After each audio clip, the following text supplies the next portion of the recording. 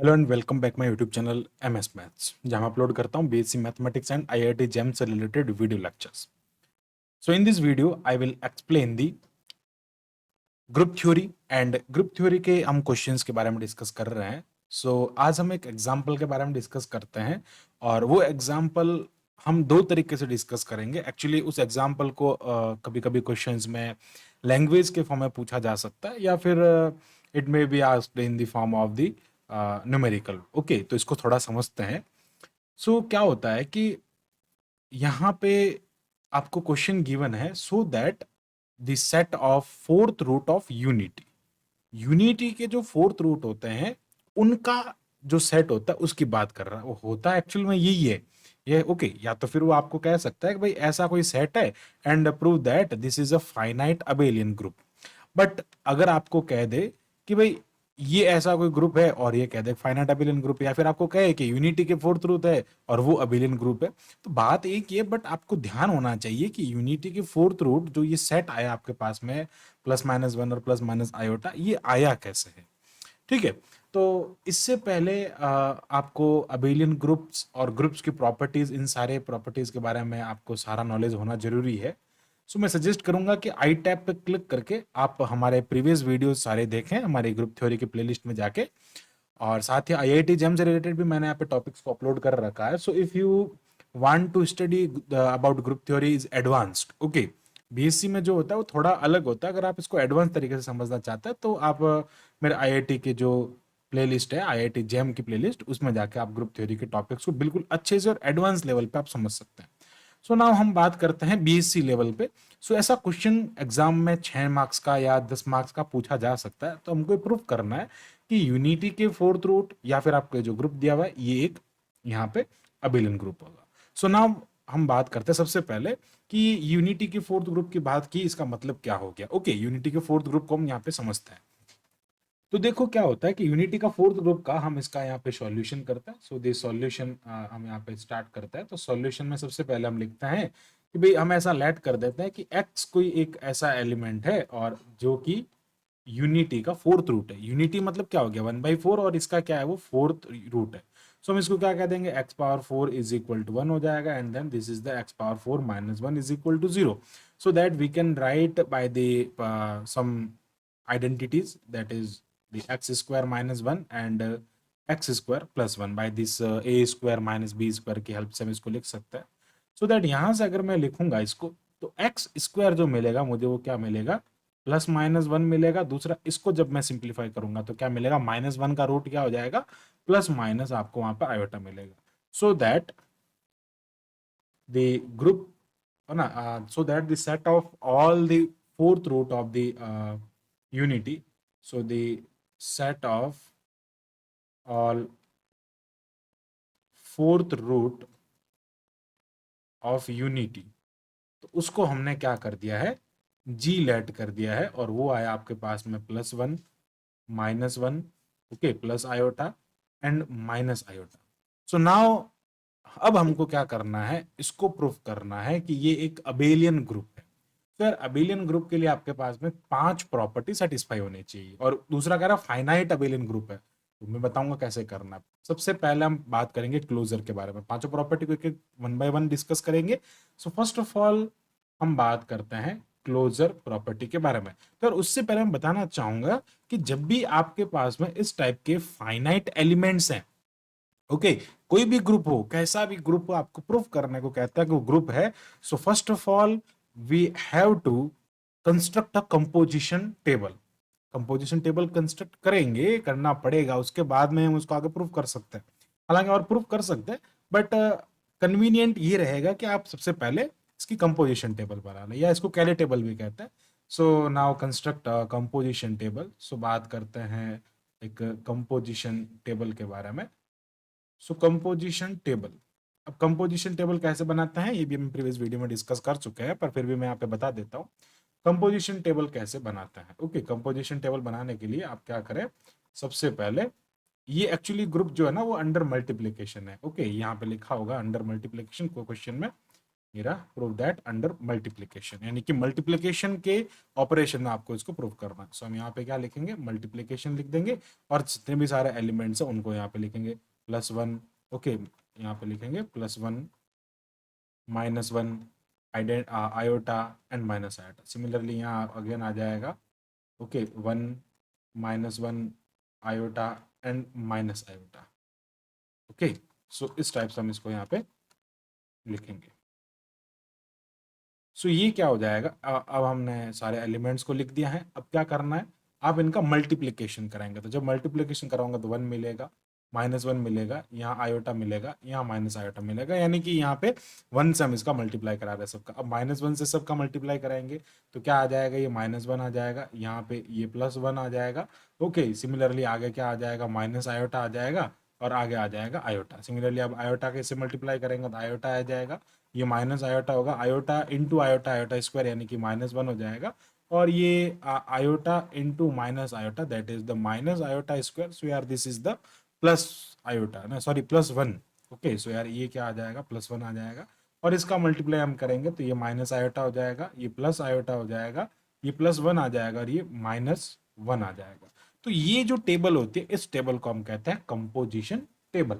Okay, composition table का मतलब क्या होता है, कंपोजिशन टेबल का मतलब आप समझे होंगे कि यहां से हम इसको क्या करते हैं, जितने भी बाइनरी ऑपरेशन है इन सबको हम एक यहाँ पे एक सिस्टम में रखते हैं। सो यार this is the composition table.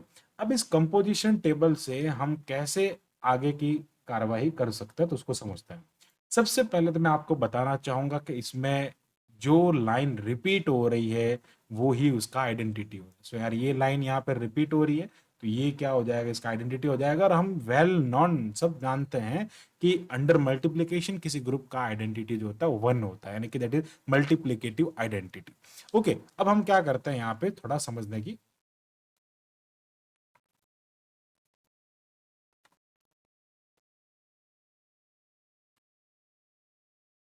So multiplicative identity जो होता है वो क्या होता है, ई होता है, यानी कि ई जो होता है वो 1 होता है। ये क्या होता है इसके लिए, ये यहाँ पे होता है इसकी मल्टीप्लीकेटिव आइडेंटिटी 1, और ये लाइन रिपीट कर रहे हैं, इसका मतलब क्या हो जाएगा, ये इसकी मल्टीप्लीकेटिव आइडेंटिटी हो जाएगी। सो नाउ अब हम बात करते हैं कि ग्रुप है या नहीं है। तो उसकी सबसे पहले जो प्रॉपर्टी होती है वो होती है क्लोजर प्रॉपर्टी। अब देखो ये क्लोजर प्रॉपर्टी क्या होती है, आप इसको क्लोजर लॉ कह सकते हैं। सो मैं यहाँ पे इसकी लैंग्वेज लिखना चाहूंगा। देखो लैंग्वेज दैट इज इंपॉर्टेंट, अगर आपने लैंग्वेज सीख ली क्या लिखना है इसके अंदर, क्योंकि बीएससी में आप जितना लिखोगे उतना नंबर मिलेगा। तो you have to write the language and proper language. So proper language क्या हो जाएगी इसकी, ये हो जाएगा सिंस। अब देखो क्लोजर प्रॉपर्टी का मतलब क्या होता है, क्लोजर प्रॉपर्टी ये कहती है कि आपके दो एलिमेंट, मान लो ये दोनों एलिमेंट है, मैं समझाना चाहूंगा थोड़ा इसको। मान लो ये 1 और आयोटा ले लेता हूं मैं, बोथ आर बिलोंग्स टू जी, दोनों जी से बिलोंग कर रहे हैं। तो अगर हम इनमें बाइनरी कंपोजिशन या फिर ये जो आपको अंडर मल्टीप्लिकेशन कह रहा है वो मल्टीप्लिकेशन ऑपरेशन में इसमें अप्लाई करता हूं, तो जो इसका रिजल्ट आता है ये भी इसमें जी से बिलोंग करना चाहिए। It should also belongs to G, ये भी जी से बिलोंग करना चाहिए। देन क्या होगा, वो एक क्लोजर प्रॉपर्टी होगी। मतलब यहां पे जितने भी आप इसके रिजल्ट्स देख रहे हैं, they all are belongs, they should all are belongs to, यहाँ पे जी होना चाहिए ना, they should belongs to G. यहाँ पे अगर वे जी से बिलोंग करते हैं, जितने भी एलिमेंट है सारे जी से बिलोंग करते हैं, then that group is closed group, then that set is close set. Okay, वो सेट जो क्या होगा, क्लोज सेट होगा। तो यहाँ पे मैं लिखना चाहूंगा सिंस, क्या लिखेंगे, since all the elements, since all the elements of composition table, okay, all the elements of composition table belongs to G set। ये क्या है, G कोई एक सेट है जो हमने ऊपर कंसिडर किया है। Okay, so we can say that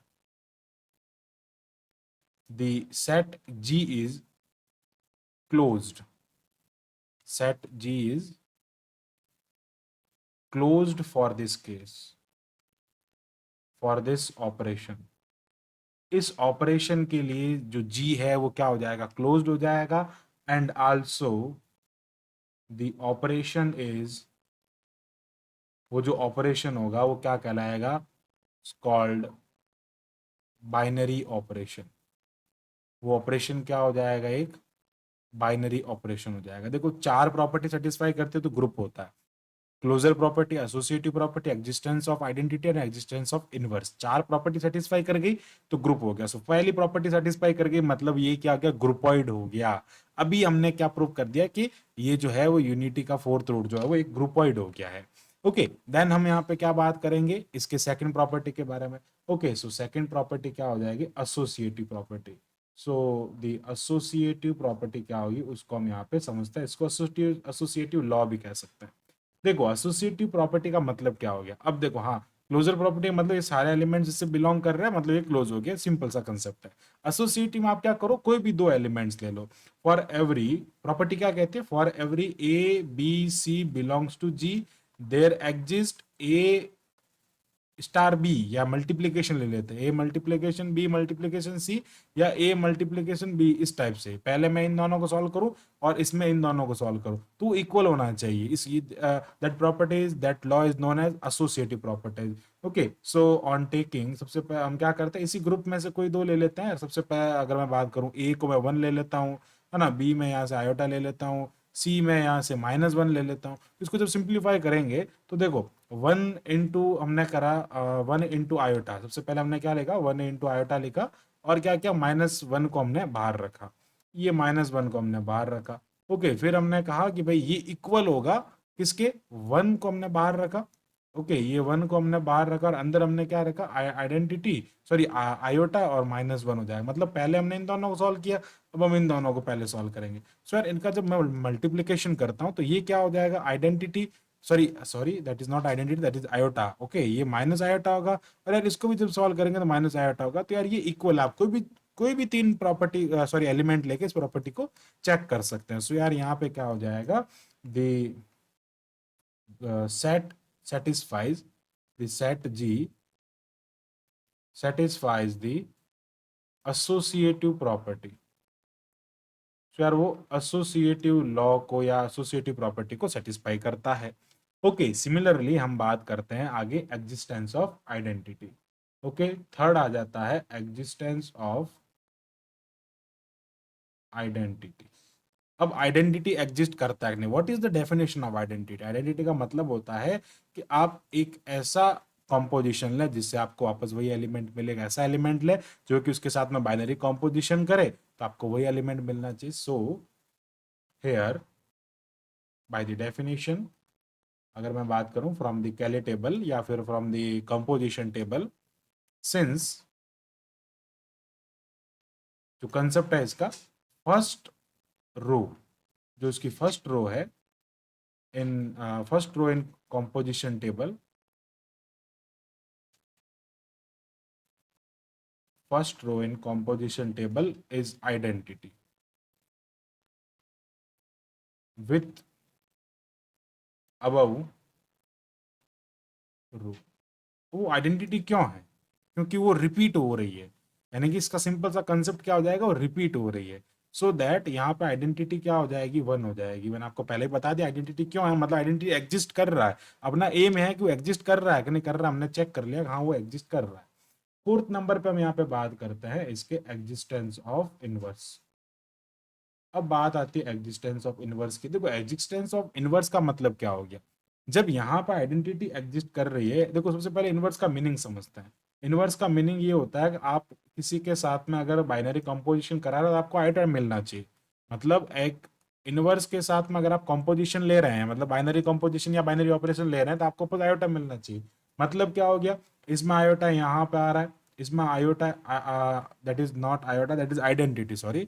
यहाँ पे आइडेंटिटी यहाँ पे आ रहा है, इधर आइडेंटिटी यहाँ पे, आइडेंटिटी क्या है, 1 है ना, इधर आइडेंटिटी यहाँ पे आ रहा है, इधर आइडेंटिटी यहाँ पे आ रहा है। तो आइडेंटिटी के जस्ट सामने वाला एलिमेंट क्या होगा, उसके लिए इनवर्स हो जाएगा।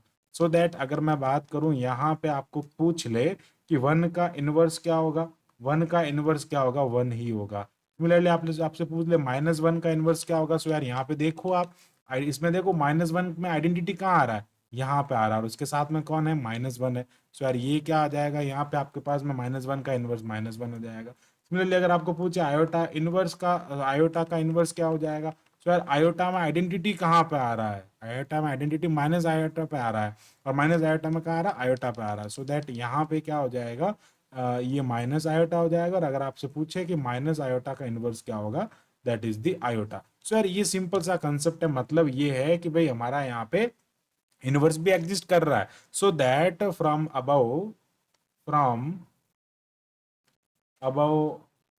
Four property, from above four law, we can say that G is a group। अभी तक हमने क्या प्रूफ किया है, G एक ग्रुप है, but now we want to prove the abelian group। so for abelian group we have to prove the commutative property। so हम बात करते हैं commutative property के बारे में, या commutative लॉ लिख देते हैं ना। कम्यूटेटिव लॉ क्या कहता है कि अगर आप कोई दो एलिमेंट ले रहे हैं और उनके बीच में जैसे यहाँ पे मल्टीप्लाई कह दिया, ठीक है, तो वो क्या होगा, बी मल्टीप्लाई ए होगा for every A and B belongs to G. Simple है। तो यहाँ पे क्या हो जाएगा, कम्यूटेटिव प्रॉपर्टी को फॉलो कर रहा है, मतलब क्या हो गया, all are the element here, all are the element satisfy, okay, all are the element satisfying, यहाँ के जितने भी एलिमेंट है वो सारे सेटिस्फाई कर रहे हैं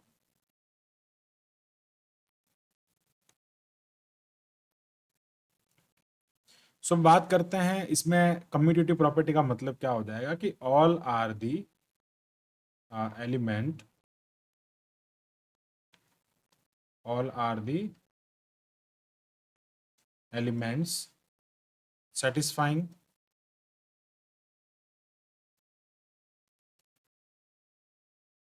द कम्यूटेटिव प्रॉपर्टी। इसमें कम्यूटेटिव लॉ को सेटिस्फाई कर रहे हैं of composition table. Composition table के जितने भी एलिमेंट्स है वो सारे क्या है यहाँ पे, वो इसमें कम्यूटेटिव प्रॉपर्टी को फॉलो कर रहे हैं। तो ये इसका सिंपल सा मतलब ये हो गया कि ये सारे प्रॉपर्टी क्या कर रहे हैं, इसको फॉलो कर रही है। तो हम क्या कह देंगे कि ये क्या आ गया, अबेलियन ग्रुप होगा। So that we can say that, so we can say that G is an abelian group. अब हमको ये प्रूव करना है कि ये फाइनाइट अबेलियन ग्रुप होगा। क्या प्रूव करना है, एक फाइनाइट अबेलियन ग्रुप होगा। फाइनाइट अबेलियन ग्रुप का क्या मतलब हो गया, इसका ऑर्डर अगर फाइनाइट हो जाए, सो दैट बात किसकी करेंगे हम, order of G. So order of G क्या है यहाँ पे, 4 है।